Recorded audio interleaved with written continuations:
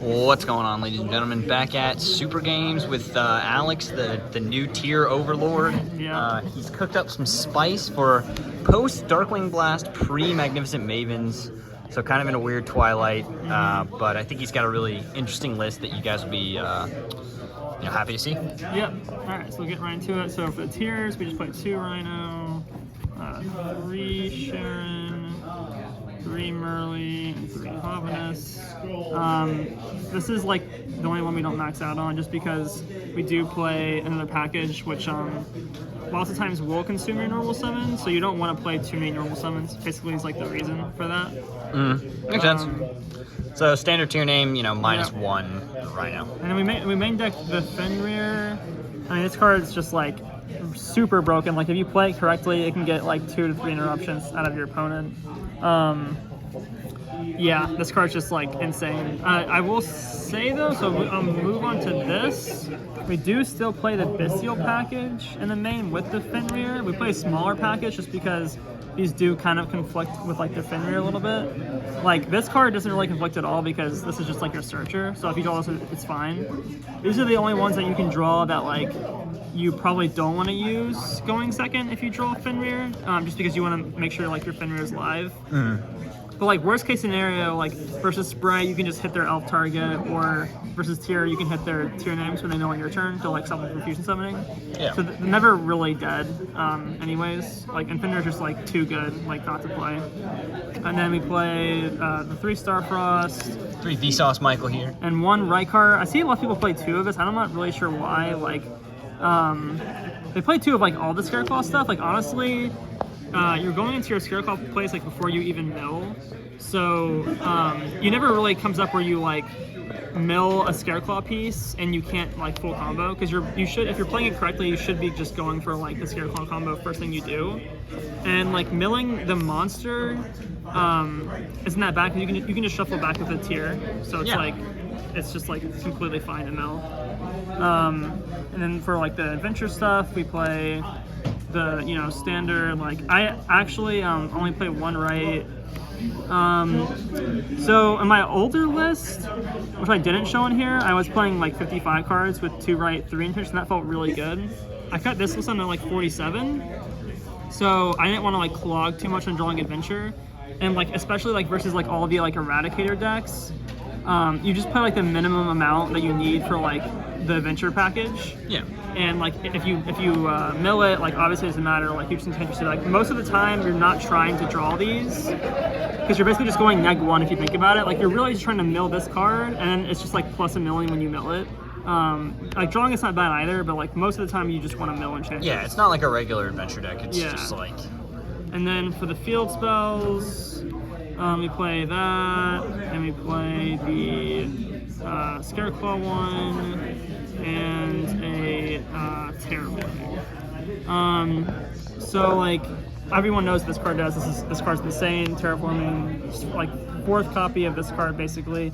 This card's like used for the combo, and like the nice thing about this card is like it's a Mystic Mine Out. Like it's an ignition effect where basically if you control 3 or more defense position monsters, or sorry, if 3 or more defense position monsters are on the field, so including your opponents, you can just pop a card. So lots of times like you will end your combo with this card in field and like adventure access. So if you get mined, like you're ending on at least 1 Omni, and then if they are able to bail out that Omni, you can still like pop mine with this, or you can Draco back mine. So like this card just basically makes sure you like don't lose the mine at all, which is really nice.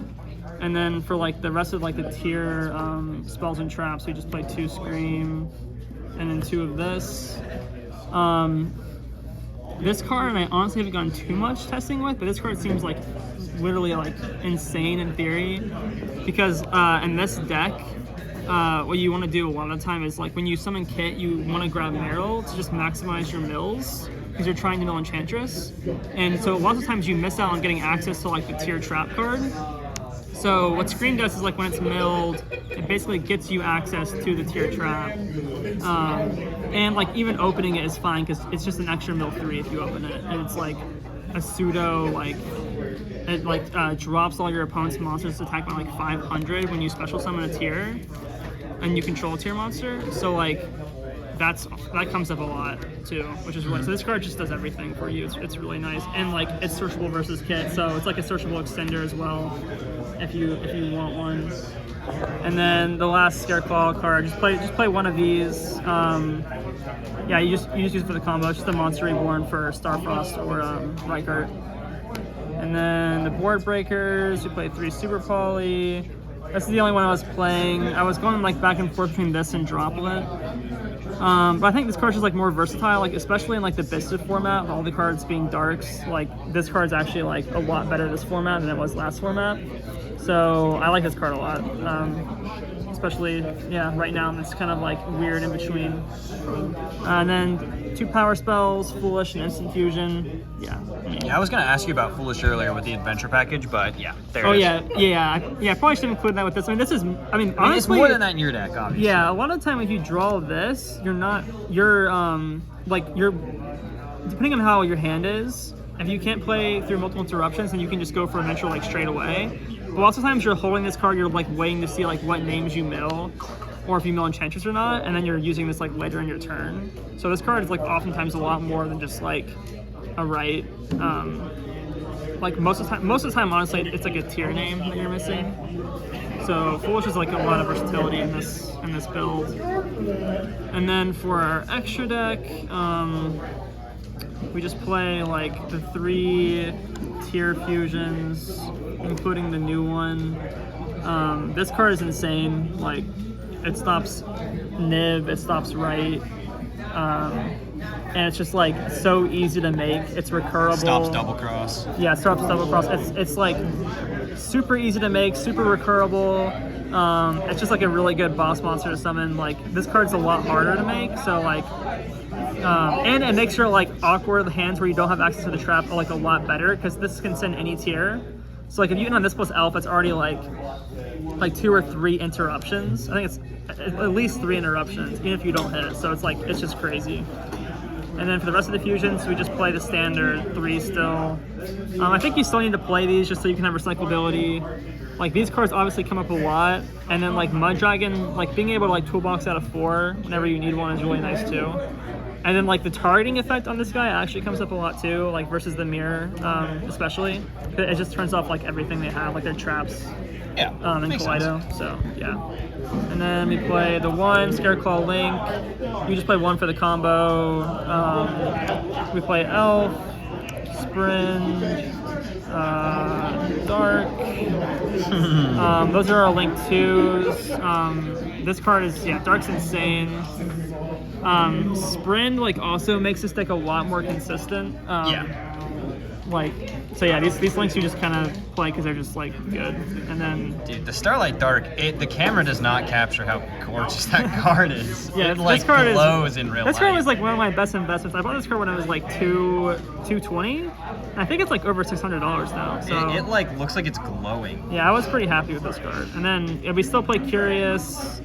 Just because like the Scareclaws make it so easy to go into this card. It's literally like a 1-card Curious Baron if you're going second. So, and then we play Griffin still, Access Code. This card is like debatable. I was honestly going like super back and forth on whether to play this card still. It's